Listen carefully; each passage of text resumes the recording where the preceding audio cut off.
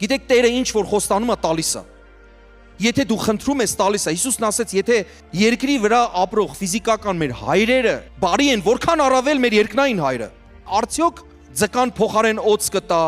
հացի փոխարեն քար կտա, որքան առավել ձեր երկնային հայրը, որ խնդրեք նրանից, նա Սուրբ Հոգին կտա ձեզ։ Եթե խնդրում ենք, ապա տալիս է։ Դրա համար հավատքով խնդրենք, ովքեր որ չունեն։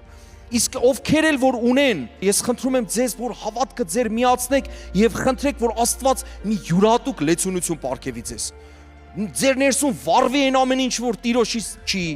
ու վերականգնվի, նորից փոխաբերական իմաստով վառվի սերը առ Աստված։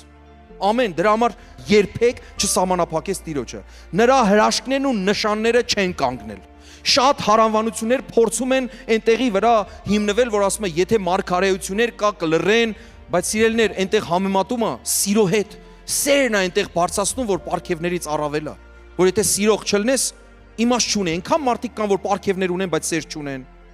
Դա դրա մասին է խոսքը, այնպես որ պարգևները մինչև վերջ էլ կլինեն, փառք Տիրոջը։ Ամեն, դա ասում է Աստծո խոսքը։